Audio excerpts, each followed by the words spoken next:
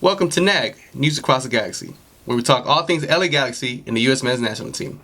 This gentleman over here is Eddie, and I'm Brian. Let's start nagging.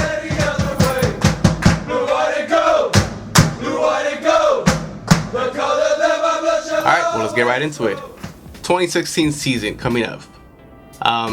What are our expectations? I say MLS Cup or bust. You heard that. MLS Cup or bust.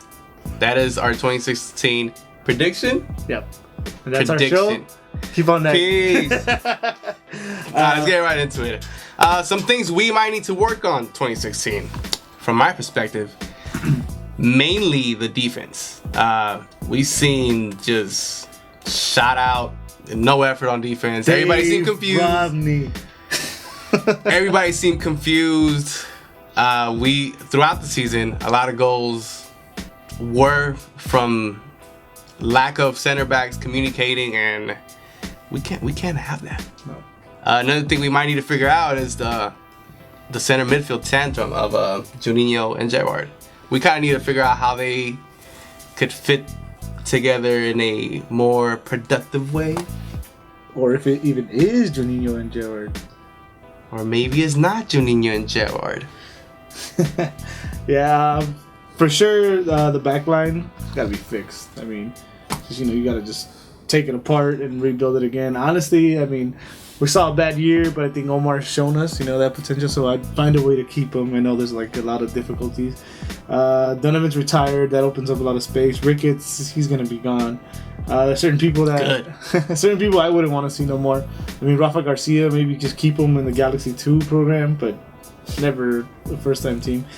Mika Varan, he takes up a lot of money, but I see certain signs. This is the thing, though. He hasn't had enough time on the field, but from the stuff that I've seen, I think he he could help us out a lot. Yeah, and of course, Butto.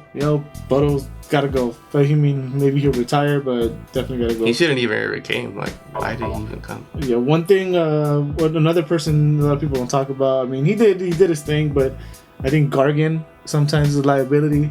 I always remember that throw-in where that was like two seasons ago, but I remember those little things. We still remember. and your guys' best defender of the year, Leonardo, still gotta go.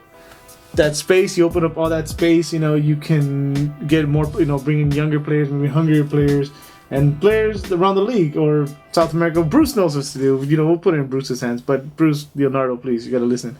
I would do a bold move. It makes sense in a lot of ways. And I've told you this a lot of times. I said we should have done it earlier. We should have pulled the trigger. I think Juninho, his his firepower, whatever you want to call it, it's gone.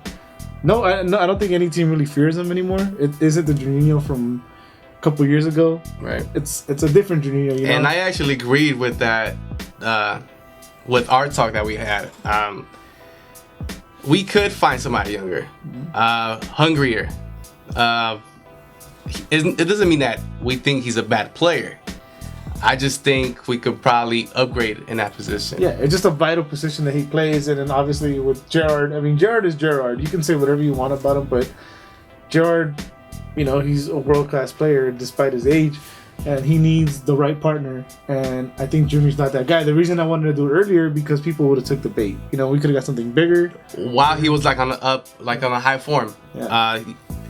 Maybe this season it could have, in the beginning, we could have got something out of it. Not saying that he's a bad player, it's just... Well, now I think with all the free space and stuff, we can find other players, and maybe Juni, we can trade him for allocation money, which will allow us to keep, an Omar Gonzalez or maybe Mika. We don't have to get rid of him because I think he does have potential. And in players we need coming in, we need a keeper. Is it Pinedo? Who knows? Is it Ochoa? Who knows? But keeper. What definitely. about Valdez? He doesn't play. He doesn't have a legit team. They're not gonna break the bank. Come on. Anyways, keepers. Oh, Brian. Keeper. As a fan, do you want Pinedo back? Yes and no. I do. I really want that guy back. Man, you have to make them sign like a, $5 a game. No crying clause contract. Or you don't get your money until the end of the season. Look, I understand. I understand the fan frustration. I mean, I've seen the chatters on Facebook and all that, where like, how are you gonna leave your team in the middle? In the middle of a war. You've even said it like in those words. But I mean, it's Pinedo. He is our goalie. He has been one of the top goalies we've had in the Galaxy. But it's just the way he did it didn't show like his heart was there. Like he said, yeah, my family, this and that, but he put his family in a worse situation. I mean, it did seem like the organization. I mean, he put in those words where like the organization didn't do him right.